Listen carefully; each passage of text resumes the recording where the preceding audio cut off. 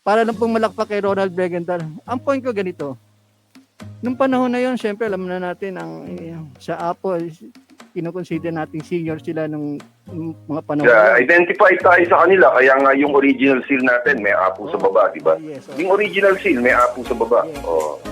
Yung original scene natin. Ayun, Right. Tama. Ang point ko, Eric, ang Mm. sabi ko nung nag-speech ako doon sa entablado, sabi ko, nung araw, pinapalakpakan natin, apo ka, kahit na hindi tayo apo.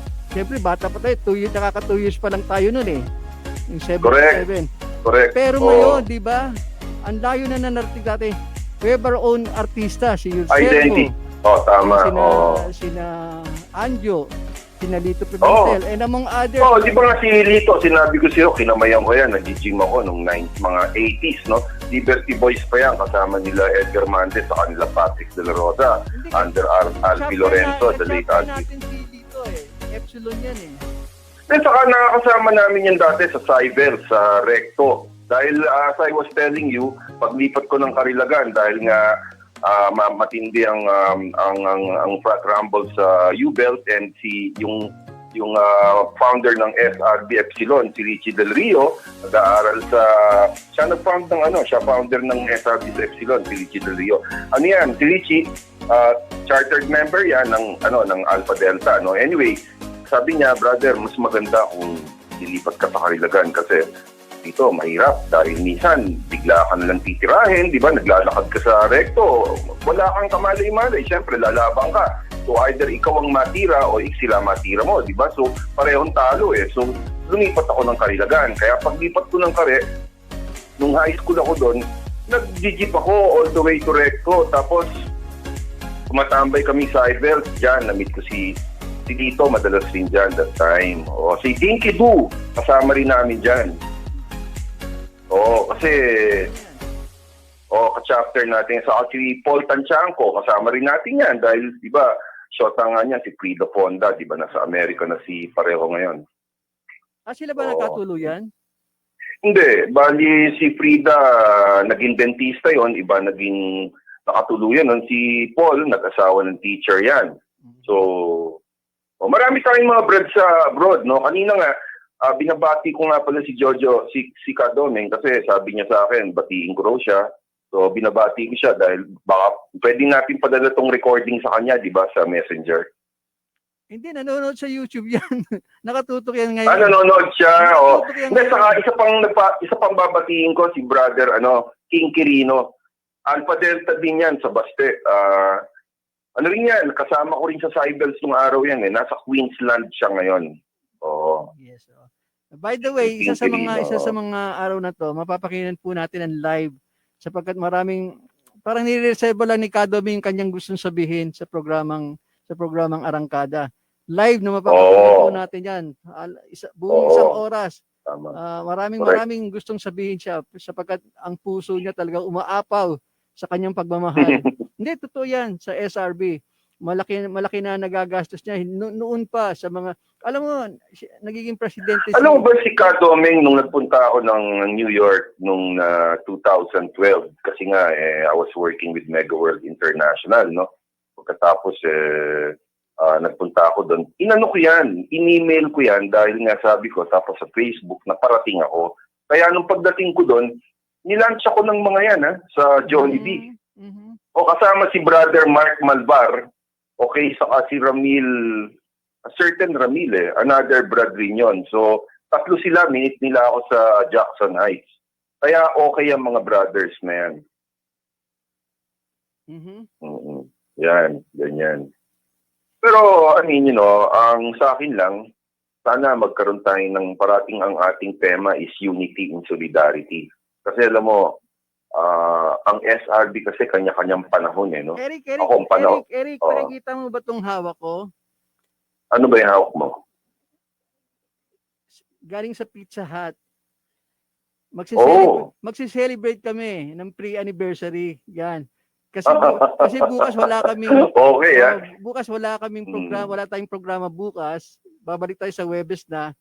Kaya merong nagregalo ng Pizza Hut na Brad. Si Kadoming. Oo. Si Kadoming. Si Kadoming. Okay. Pina-order. Dapat pala pinapunta mo ako dyan para pinakain mo ako ng Pizza Hut eh. Ayun, pina-order. Hindi, pero bawal kumain dito sa booth. Pinapakita ko lang. Bawal ba kumain dyan? Nakasilyado pa to eh. Ayan o. At ayan, kakainin O nga natin pala, yan. gusto ko lang sabihin sa mga brothers, although, sa pamamagitan din ni Hana. Yan, si Hana. Alam sino mo, Hana? di si Hana. Si Sis. Ayan. Si Sisana. Tama. Oo. 10 minutes na lang. Ayan. Yan. Sinenyosan tayo ng sa engineering. Ayan. Sige. Okay, sige. Okay. Meron pa ba tayo? Bubunutin ba natin yung Sige. Ilang pagbunot. Teka, sandali lamang. Mag-play pa tayo ng video. Sige. Ay, teka muna. By the way, bago may play video. Eric, paalam muna tayo. Wala, na lang eh. 5 minutes na lang. Kasi I'm working with Federal Land right now, no? International sales. So, kailangan ko ng mga marketing partners.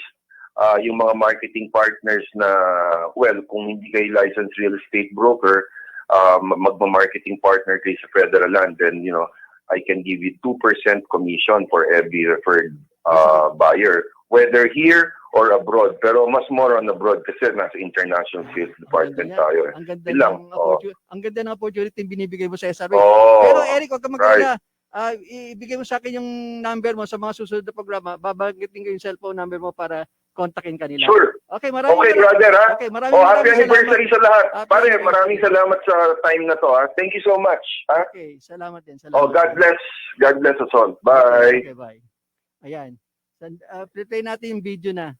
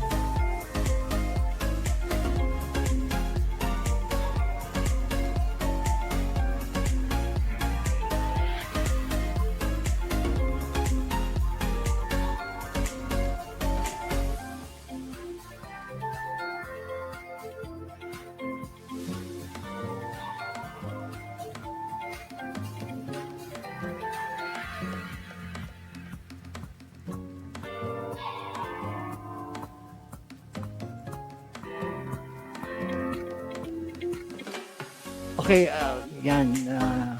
Marami po sana video na ating po panonorin pero wala na pong time sapagkat ito pong inaabangan din ng ating pong mga kapatid, no? Sumali sila sa contest ni Sister Sakura at ngayon po bubunot po tayo na magkakaroon po ng katulad ng t-shirt na nakikita niyo suit ko, no? Magkakaroon po kayo. Bubunot po ako ng 4 ito para alam niyo wala tayong tambiolo. Ito na lamang para yan. Yan, bubunat po tayo ng 4 at babanggitin po sa inyo yung 4 na yun. Yan, ito po para alam po ninyo. Ito po yung magkakaroon po ng isang t-shirt. Si Elsa Cerillo Juneda. Hindi nilagay yung chapter, no? So, Elsa Cerillo Juneda. Yan. Tapos, dalawa pa. Si Rom Arlos Gasmin. Ayan. So, meron kayong magandang t-shirt. Katulad ng suot ko. Gayun din, ito pa, pangatlo, 4 ang bubunutin ko ngayon. Si Sim Celerio. Ayan. Ayan. Isa pa. Ayan, dito natin tinitingnan. Ayan. Si Jumel Jason Ramirez. O, ulitin ko yung mga nanalo po ng t-shirt. Sim Celerio, Jumel Jason Ramirez, si Rom Arlos Gasmin, si Elsa Cerillo Junida. Yung pong ibang natira rito, hindi po yan itatapon. Kasama po kayo sa mga susunod na parapol po natin. So, tatago lang po natin yan. Yan, yung 4 po, ilalagay po natin sa tabi sapagkat yan po yung mananalo ng t-shirt. O, shout out, no? Kahit na sandali lamang. Si Siocon Sambuanga del Norte, si Tony Baricante, si Michael Talingdan, si Ray Bryan ng Teta Omicron Montinlupa, Chun Nu Omicron. By the way, yung pong video na isinend nyo sa cellphone ko, hindi po na-transfer na maayos si Sister Joy. Naku, pangalawang beses ito kay Sister, siguro nakalaan ka sa mas magandang oras na ipipick po natin. Wala na pong oras, sa ngalan po ang aking consultant, si Doc Sari Calampiano, at of course, ang taong napaka-importante sa programang ito, si Jojo Kiawit, aka Kadomeng. Ito po ang inyong lingkod, ang inyong kaibigan sa Impapoid. Ang no? Ronnie Akal, maraming salamat po.